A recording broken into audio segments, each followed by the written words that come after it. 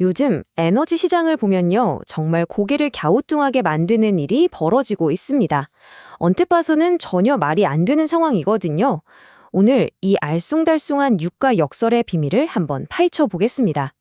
자, 보통 상식적으로 생각해보면요, 지정학적 긴장이 높아지고 석유 재고는 줄어든다.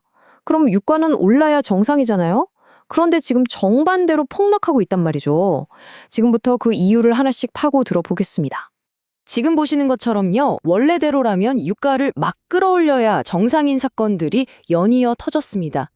지정학적 리스크가 커지고 주요 산유국이 제재를 받고 심지어 미국 원유 재고까지 줄었단 말이죠.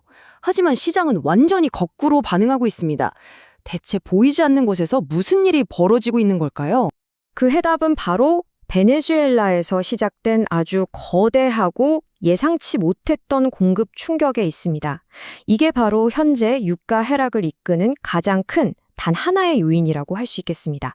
그러니까 미국이 마두로 대통령을 체포한 걸 계기로 베네수엘라에 대한 제재를 부분적으로 풀어준 거예요.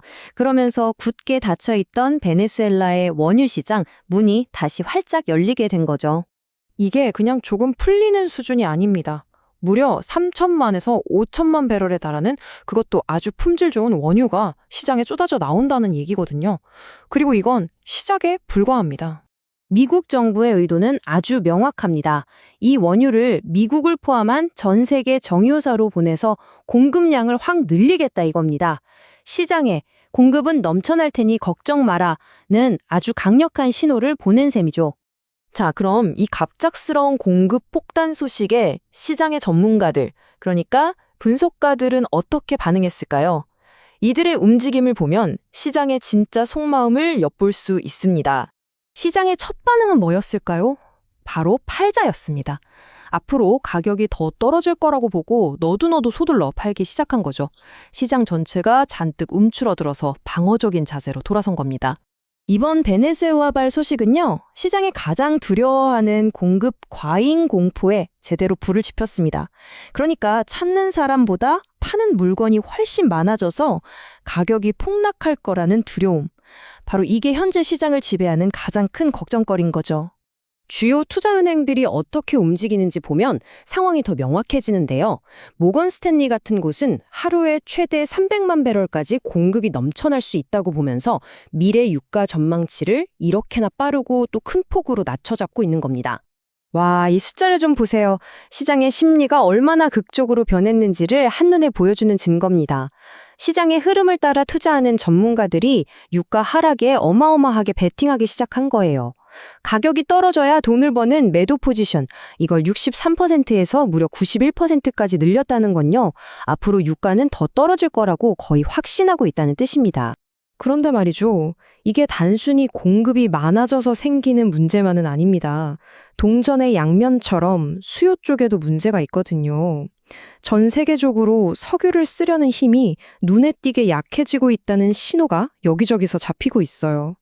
미국 에너지정보청 데이터가 아주 결정적인 단서를 줍니다. 정유사들이 가져간 원유 재고는 줄었는데 정작 그 원유로 만든 휘발유나 경유 같은 최종 제품 재고는 예상치를 훌쩍 넘어 폭증했어요. 이게 뭘 의미할까요? 정유사들은 열심히 기름을 만들어내고 있는데 소비자들이 그걸 안 쓰고 있다는 강력한 증거인 셈이죠. 여기에 세계 최대 산유국인 사우디아라비아의 행동이 쐐기를 박습니다. 사우디가 3개월 연속으로 공식 판매 가격을 내렸다는 건 아시아 같은 핵심 시장에서조차 석유를 사려는 힘이 부쩍 줄었다는 가장 확실한 신호 중 하나거든요. 자, 그럼 이렇게 공급은 넘쳐나고 수요는 부진한 상황에서 과연 유가는 어디까지 갈까요? 분석가들이 주목하고 있는 중요한 가격대를 한번 살펴보겠습니다. 시장 분석가 파와드 라자크자다의 분석을 보면요, 기술적으로 아주 중요한 가격대를 눈여겨봐야 합니다. 유가가 58.5달러라는 저항선, 그러니까 가격 상승을 막는 천장을 뚫지 못했고요. 이제는 55달러라는 지지선, 즉 가격 하락을 막아주는 바닥을 시험하고 있는 거죠. 만약에 이 55달러 선마저 무너지면 50달러까지 쭉 미끄러질 가능성이 커집니다. 그런데 여기서 아주 흥미로운 반전 시나리오가 하나 있습니다. 이건 중기적인 관점이에요. BMI 같은 분석 기관에서는 오히려 지금 이 상황이 중장기적으로는 유가를 올릴 수 있다는 아주 재미있는 주장을 내놨습니다. 생각해 보세요. 값싼 베네수엘라산 원유가 시장에 넘쳐나면 미국 셰일오일 회사들이 굳이 큰돈 들여서 생산을 더 늘리려고 할까요? 안 하겠죠. 결국 장기적으로는 전 세계의 석유 생산 능력이 위축될 수 있다는 겁니다. 결국 핵심은 바로 이겁니다. 오늘의 공급 과잉 문제를 해결하기 위한 이 조치가 아주 역설적이게도 미래의 공급 부족 사태와 그로 인한 유가 급등을 불러오는 씨앗이 될 수도 있다는 거죠. 오늘의 해결책이 내일의 문제가 될 수 있다는 이 아이러니, 우리가 앞으로 계속해서 지켜봐야 할 가장 흥미로운 관전 포인트가 아닐까 싶습니다.